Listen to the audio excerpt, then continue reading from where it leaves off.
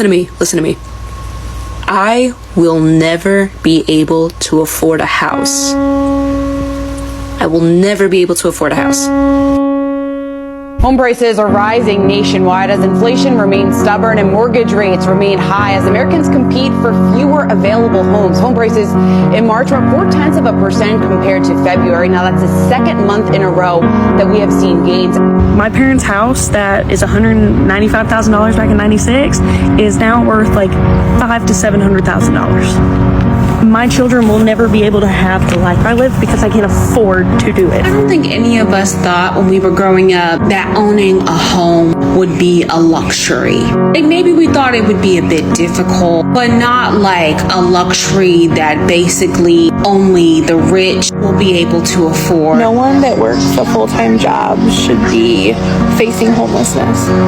And that's what my family is facing right now. Being completely radicalized by the rental housing market right now, I cannot believe that you can pay over $300 in non-refundable fees just to apply for an apartment. A big part of the reason why social life here in America is getting more and more difficult has to do with the fact that nobody can afford decent housing. Everybody in America kind of knows, like,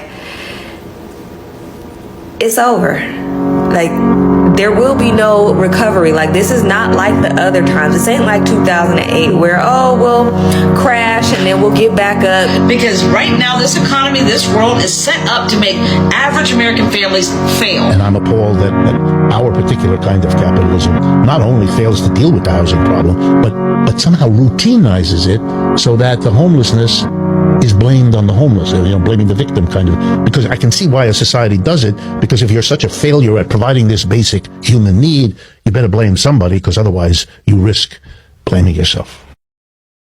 If I can get my hands on a nice lump sum of money, baby, I'm buying land in another country and I'm out of here because there's nothing left here but struggle. Go back in time to buy a house. In 1983, I'm an average person looking to buy an average house. I got this average degree, which I got for free, and work an average job. After paying tax and rent, if I save 50% of the remainder, it'll take me 2 years to save up for the 20% deposit. Remember that as we head back to 2023, and I'm still an average person looking to buy an average house, got this average degree, and I have an average job. After paying tax, rent, and HECS, if I save 50% of the remainder, it'll take me 10.5 years to save up for the 20% deposit. It's clear that it's not just lazy, layabout young people sipping latte that's causing the problem. It would take me 84 years to save up enough money if I skip having a latte every day just for the deposit. I don't have 84 years left. In 40 years, the average house price has increased by 14 times, whereas full-time salaries have only increased by 4.7 times. Another way of looking at it is houses used to cost 3 times the salary, and now they cost 10 times. All things being equal, you'd have to be making $300,000 a year to benefit from that same 3 times ratio. You might be thinking $90,000, wow, that's high. It is. That's because CEOs and vice chancellors taking home millions inflate the total pool of income and skew the average higher. If we look at the median, that is the figure in the middle of all figures, that's around 48,000. So if you're making more than that, you're making more than 50% of all working people in Australia. And still, housing is so far out of reach. There's something bigger at play here, and it's going to take me a bit longer than one video to explain. In part 2, I'm going to explain the cause, and part 3, the solution. If you haven't already, please hit all these buttons on the right hand side, and together we're going to get to the bottom of this housing crisis, and maybe we can fix it. Are you telling me that these fucking things are $100,000? What the? You're fucking kidding me. You've got to be fucking kidding me. Look, hear me out, guys. $100,000, I would probably buy one of these places. I don't know what this guy is so upset about. If they would do that kind of thing over here on the West Coast, open up one of these huge land grab purchases that they build these giant estates on, and just put these teeny tiny little cookie cutter homes, and instead of renting them out to us, allow people to own. Some of you think I'm crazy, but where we rent here, we have about 900 square feet, 950, and we pay $2,000 a month. So if you do the math on that, you'd only have to own the place less than 5 years, and you'd be way money ahead. Those 2-story ones don't even look that bad. There's probably 1,000 square feet in there. Yeah, they don't have a garage or anything, but hey, you can own. Property tax is probably gonna be way less than 1,000. This would give people ability to live beneath their means and still own. Compare that to salary. The average salary in 1980 was $12,000. It is only $56,000 today. So housing went up times 10, but incomes only went up times 4.5. And then if you look at it compared to the average home, it is 4 times the salary for the average home, where today it's 8 times. This person can't even be qualified for this. But if the 1980s person didn't want to deal with the 14%, they had an option called renting. They could actually rent an apartment for $243, which was only 24% of their income. Today, the average rent is $2,000, which is 42% of the average American's income. So if the average American can't afford the average house, they are almost being forced to rent. And if they're forced to rent, they're forced to spend 40% of their income on housing. That is what's putting pressure on Americans today. I'm so excited to buy this house that I can definitely afford. So this is the house, huh? I don't think we can afford it, but I guess we can try. Hey, Keith, fuck these niggas up. DJ Mix you,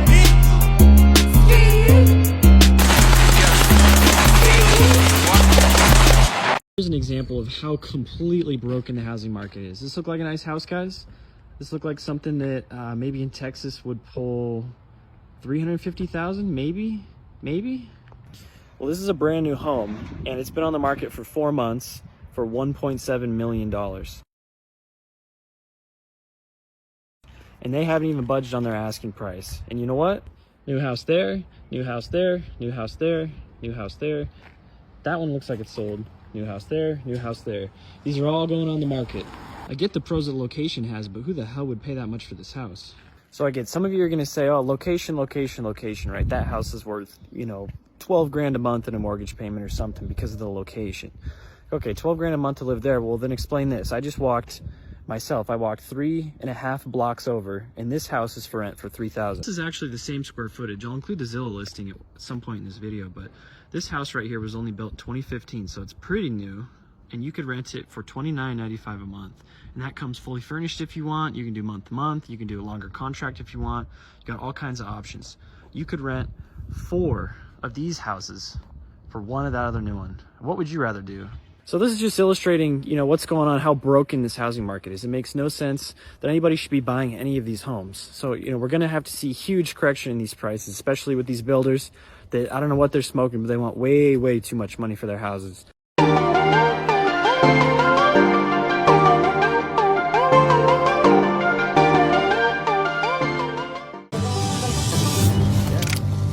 You can...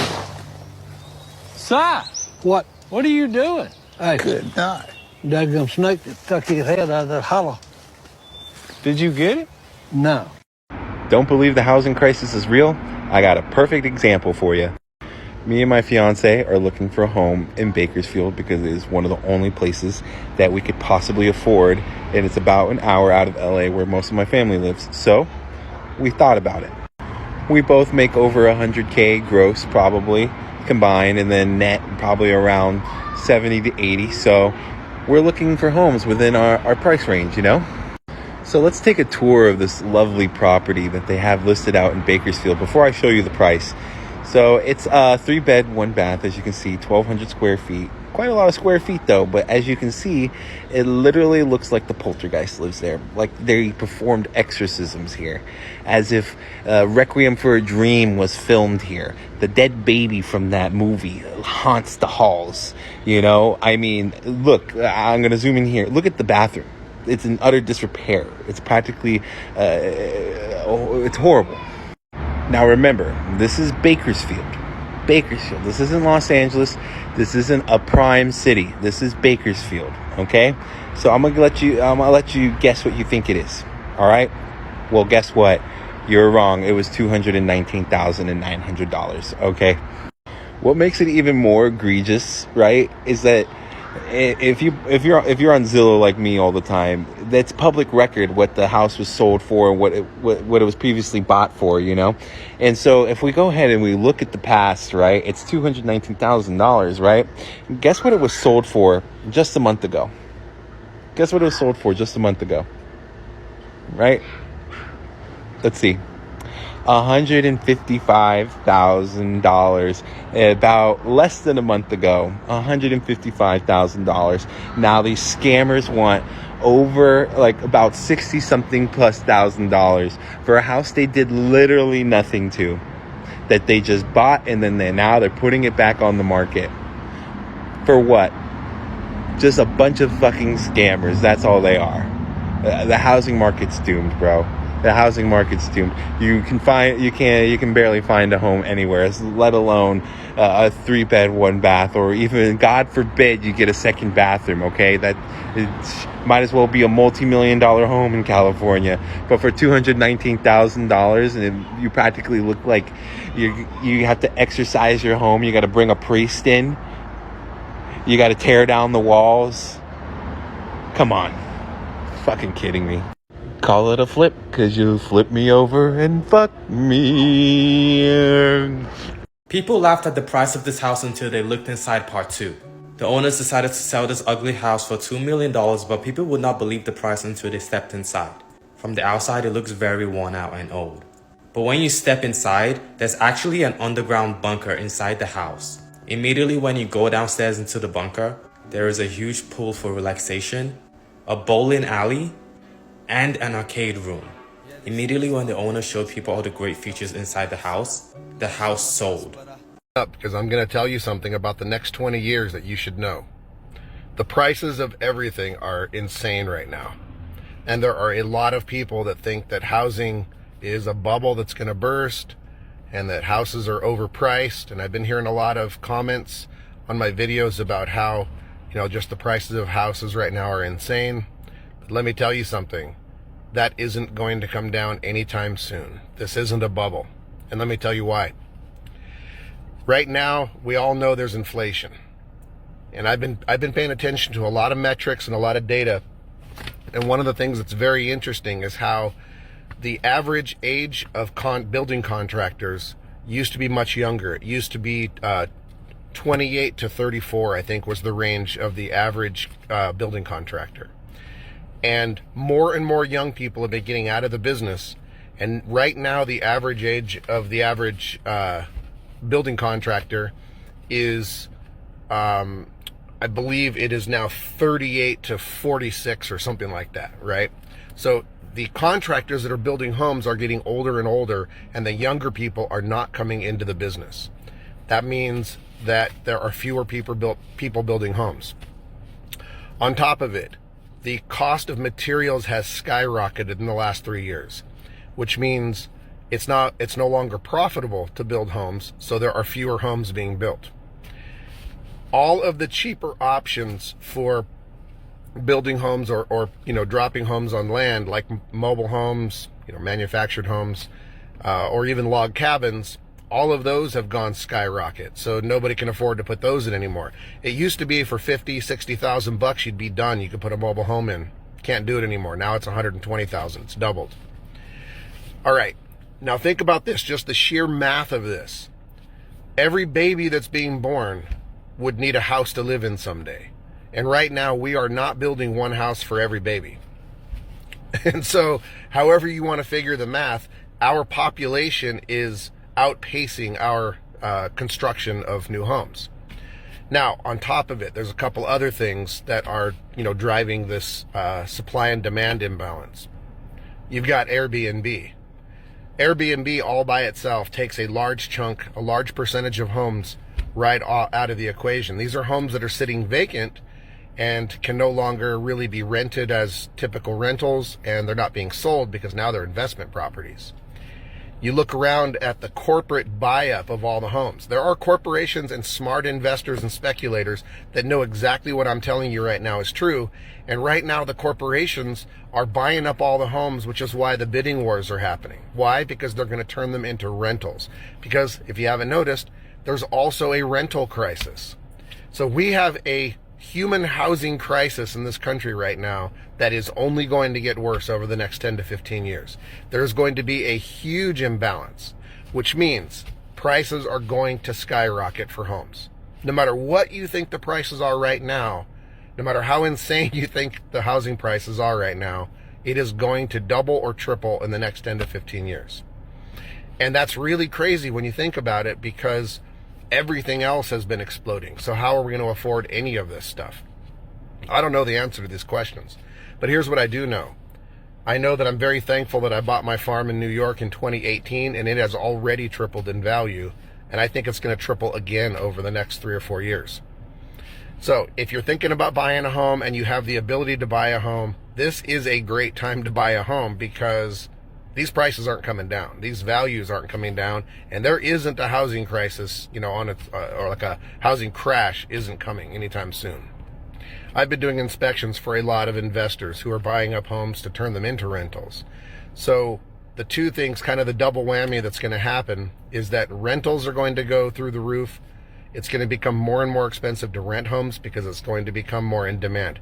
This is how supply and demand works. When you have more demand than you have supply, prices go way up. So all I'm saying is the American dream is definitely getting further and further away from all of us. But if you have the ability to latch on to any of it right now, it really is a good time. And this is going to be interesting to see what's going to happen over the next decade. And please, don't shoot the messenger. I'm just passing on the information and the data that I've been reading and kind of my spidey sense of how this is all going to go. I'm not happy about any of this.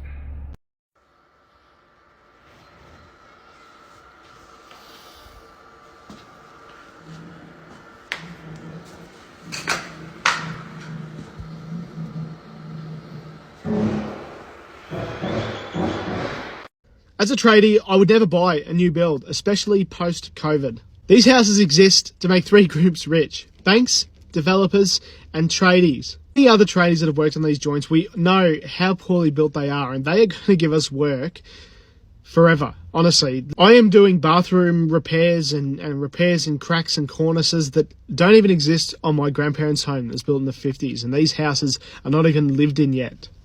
I don't think that these new builds, you're going to see the return on investment that a lot of the older previous generation has on theirs. All of these houses are the exact same mirrors of each other with different colour flooring and tiles. Looking at a unique build, then obviously this isn't for you, but... Last Friday, a young woman came to my office with a suitcase. She had nowhere to sleep. My office called Launch Housing. They called the Salvation Army, the ASRC, Safe Steps, Red Cross, Brigidine Sisters, Sacred Heart Mission, St Mary's House of Welcome, Opening Doors and St Kilda Crisis Accommodation, on top of urgent calls to the Housing Minister's office. But no one could help her. Not one single bed was available. And after 5 hours of dead ends, my staff and I were trying to work out what to do when we closed our doors, when the missionaries of charity offered her a bed for the night. But the reality is that next time, and there will be a next time, we might not find somewhere.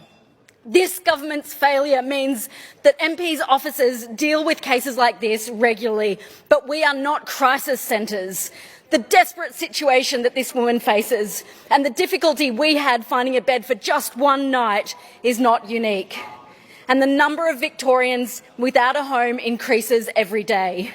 Homelessness services are at capacity and underfunded. They need more government support, and urgently.